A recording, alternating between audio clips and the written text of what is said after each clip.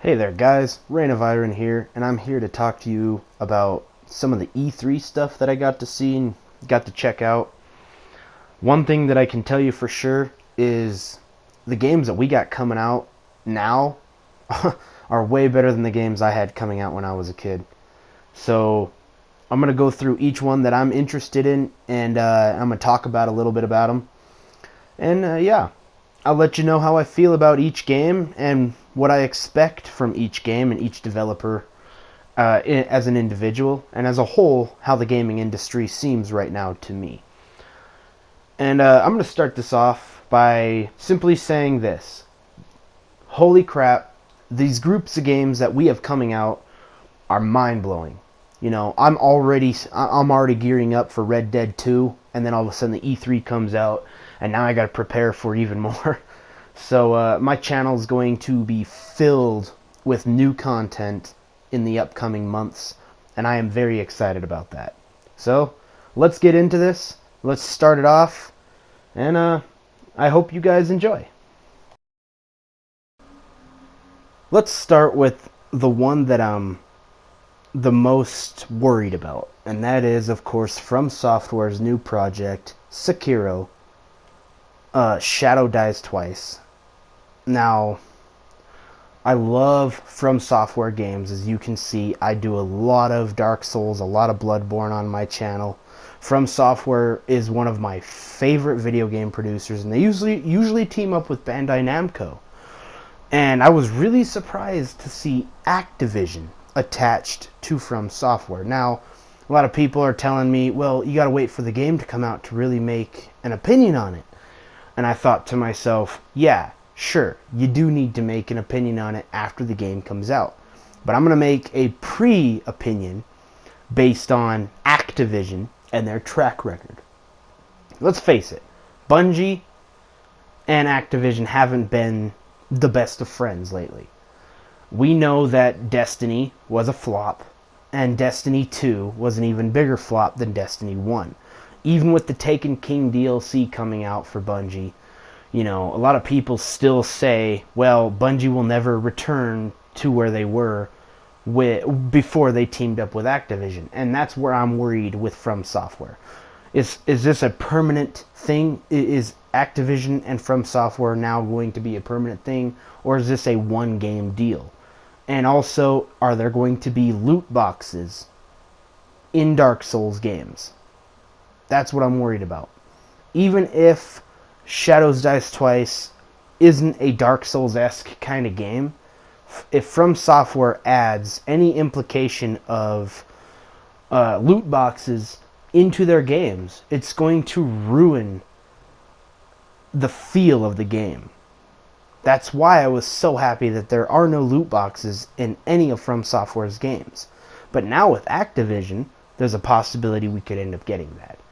So I'm still looking forward to it. I love From Software as a developer, and I'll make my opinion when the game actually comes out. But as of right now, I'm very skeptical about Sekiro Shadows Dies Twice. Alright, now let's talk about a game that I'm really excited about, and that is Ghost of Tsushima. It is being made by the same people who made the infamous games, Sucker Punch and Sony, man. I am looking forward to this game. I am a huge fan of Japanese culture, huge fan of samurai in general. You know, I have a little bit of Japanese in my blood. And one thing that I love about this game is just the sword fights. I watched the demo, and and everything that I saw from the game it speaks to me. It makes me really, really want to play this game. It makes me want more. Just the very beginning of the game, I wish I had clips to show you, but I didn't think that far ahead at the time. There's no words to describe how good this game looks. There's other games that I'm going to be talking about that are good looking as well. In fact, the next game I'm going to be talking about is probably just as awesome looking as this game. If there's another game on my list that I plan on pre-ordering and playing religiously, it's probably going to be this Ghost of Tsushima. I love the aspect of it. I love how you're a samurai in feudal Japan during the Mongolian invasion, and your basic instinct is just to survive. That speaks miles to me, and I love it.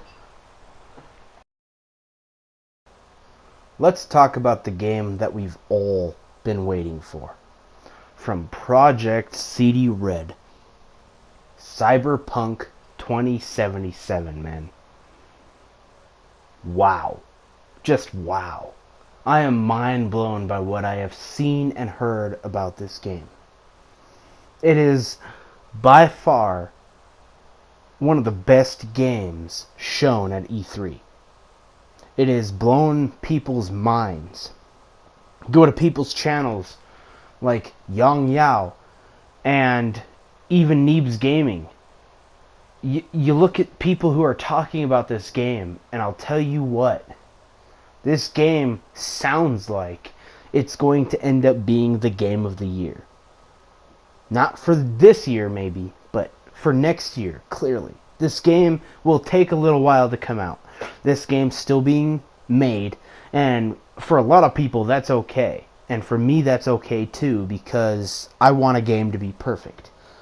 If a game is going to come out, I want it to be made. I want it to be done. I'm tired of these games coming out and them being half completed or semi-completed and people putting them out and then monetizing them and being like, we need money to finish this game. I'm a game maker myself. I have games on Newgrounds, and my games are complete. They're done. I don't get paid to put my games out unless they're finished. I think putting out a game unfinished is blasphemy. Like, straight up. Come on, think about it. Putting out something that's not done, you're basically asking somebody to support you.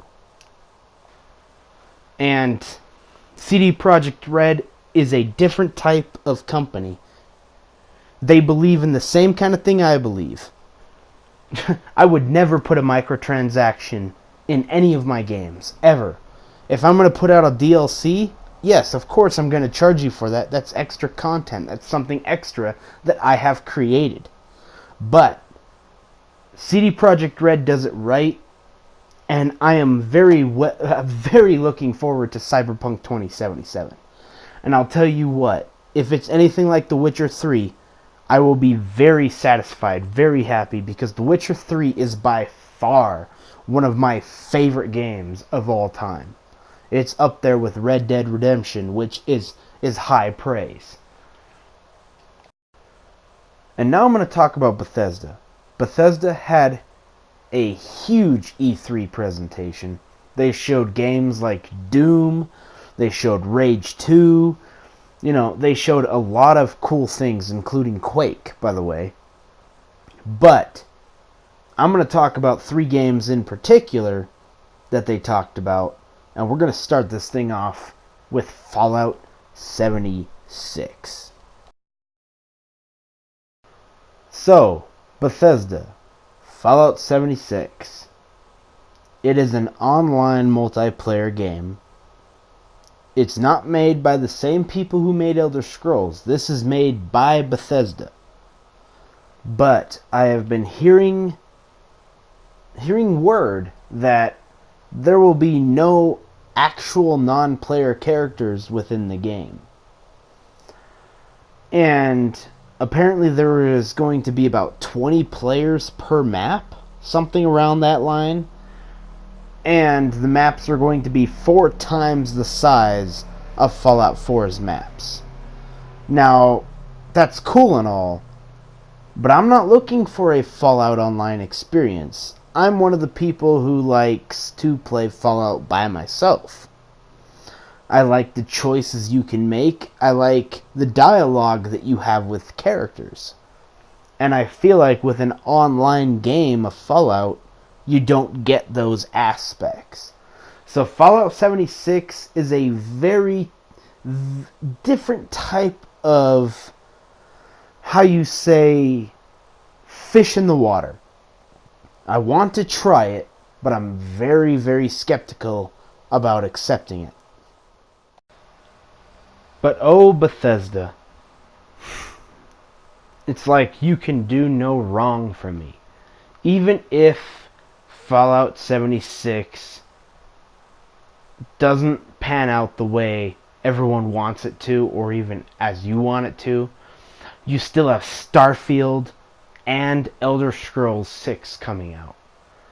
Of course, both of them have been confirmed to more than likely not be released within 2018, more along the lines of 2019, possibly even 2020.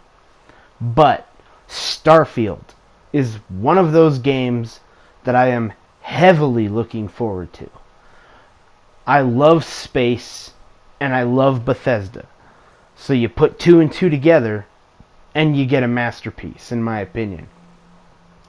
If Bethesda can do it right, Starfield will be one of the greatest games you will play in your lifetime. It's up there with Cyberpunk 2077 with Project Red and Ghost of Tsushima from Sucker Punch. These games are blowing my mind. They just are. And Starfield is one of those games that I want to get my hands on.